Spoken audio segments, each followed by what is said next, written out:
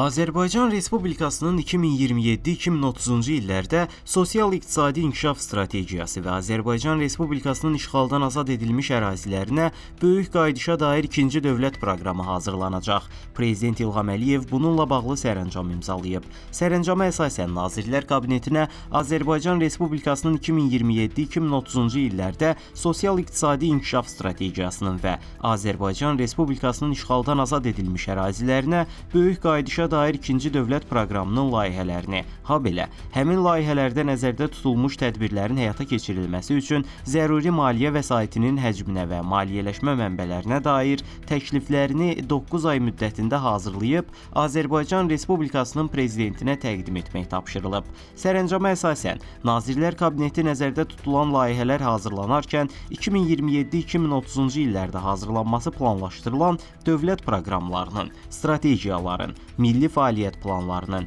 konsepsiyaların və bu kimi digər sənədlərin Azərbaycan Respublikasının 2027-2030-cu illərdə sosial-iqtisadi inkişaf strategiyasında əhatə olunmasını, qabaqcıl beynəlxalq təşkilatlarda və ixtisaslaşmış məsləhətçi şirkətlərlə səmərəli əməkdaşlığın həyata keçirilməsini, aidiyyatı dövlət orqanlarının, elmi təşkilatların, mütəxəssislərin və vətəndaş cəmiyyəti təsisatlarının cəlb olunmasını təmin etməlidir. Nazirlər Kabinetinə bu sərəncamdan irəli gələn digər məsələləri həll etmək tapşırılıb. Sərəncamda qeyd edilib ki, sözügedən strategiya sosial-iqtisadi inkişaf üzrə müəyyən edilmiş 5 milli prioritet əsasında həyata keçirilir. Həmin strategiyanın ardıcıl və sistemli icrası sayəsində iqtisadiyyatın xarici təsirlərə qarşı dayanıqlığı daha da möhkəmlənib, şaxələnməsi dərinləşib. İqtisadi artım davamlı və inklüziv xarakter alıb. Əhalinin rifah səviyyəsi yüksəlib və gələcək nəsillər üçün iri həcmli maliyyə ehtiyatları formalaşıb. Qeyd olunan nəticələrin əldə edilməsində özəl təşəbbüslərin və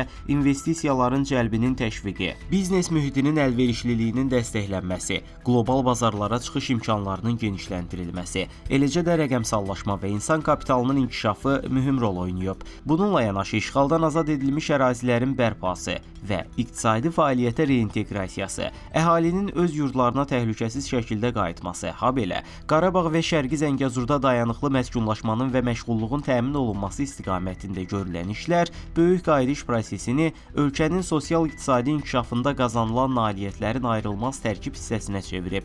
Azərbaycan qarşıdakı illərdə daha möhkəm çağırışların və zəngin imkanların mövcudluğu ilə seçilən yeni mərhələyə daxil olur.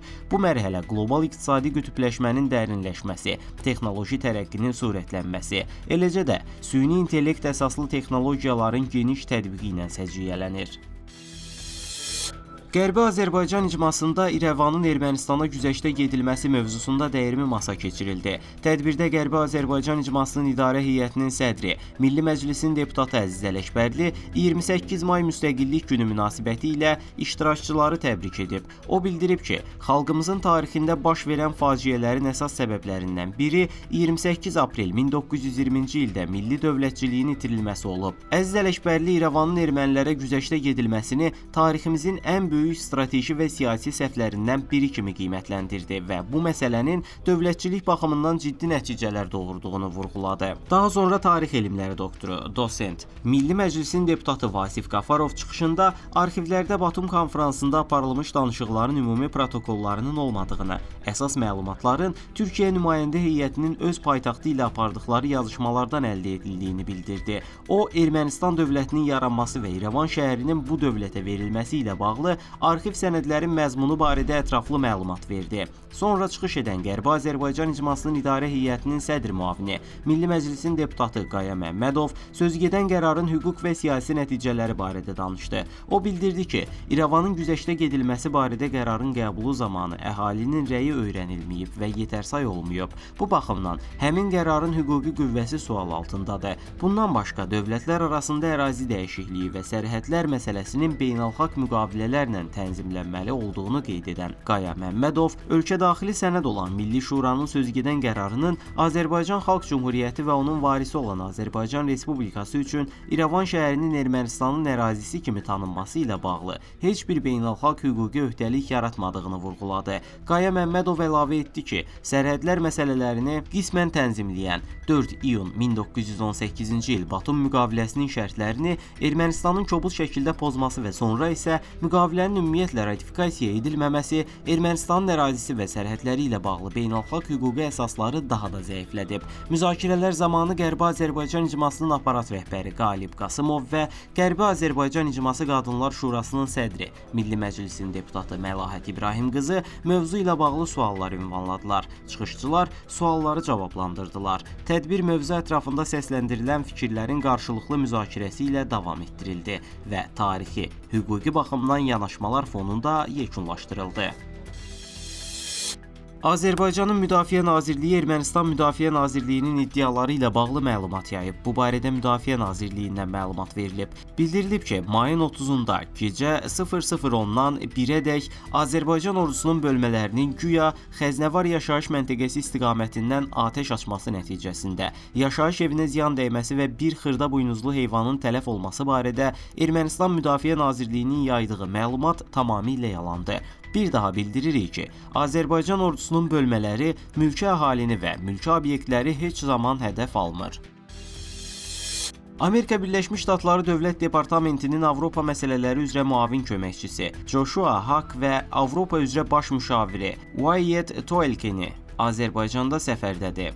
Bu barədə Amerika Birləşmiş Ştatları səfirliyi məlumat yayıb. Qeyd olunub ki, onların Bakıya səfəri Azərbaycan rəsmiləri ilə ABŞ-nin maraqlarına uyğun ikitərəfli dialoqun davam etdirilməsi, iqtisadi tərəqqi və regional təhlükəsizlik məsələləri ətrafında müzakirə aparmaq məqsədi daşıyır.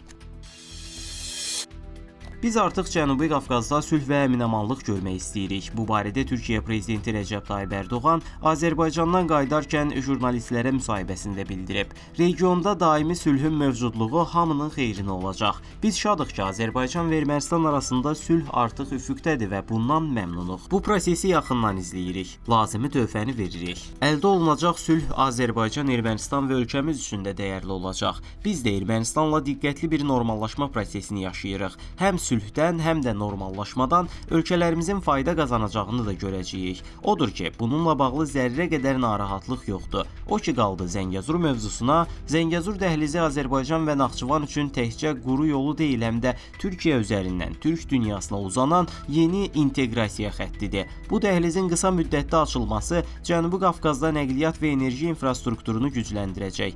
Biz qonşumuz İranın bölgəmizdə sülhə və inkişafa xidmət edəcək bu addımları dəstəkləyəcəyini gözləyirik. Çox istərdik ki, onlar bu qazan-qazan prinsipindən faydalansınlar. Atılan hər addım, hər açılan qapı, dəhliz iqtisadi fayda ilə bərabər sonda ölkələri bir-birinə daha da yaxınlaşdıracaq, deyə Türkiyə Prezidenti qeyd edib.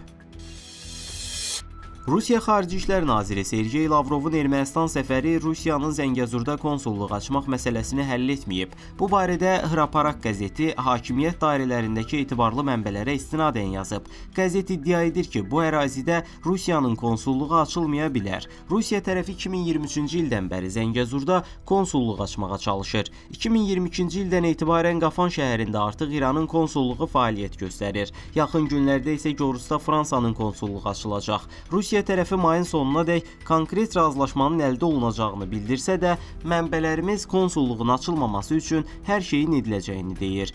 Hakim Mülki Müqavilə Partiyasından deputat Marina Kazaryan isə konsulluğun açılmasının niyə uzandığı sualına absurd cavab verib. O bildirib ki, məsələ yerli hakimiyyətin səlahiyyətindədir. Konsulluq üçün ərazi ilə bağlı məsələ hələ həll olunmayıb və uyğun yer axtarışı davam edir.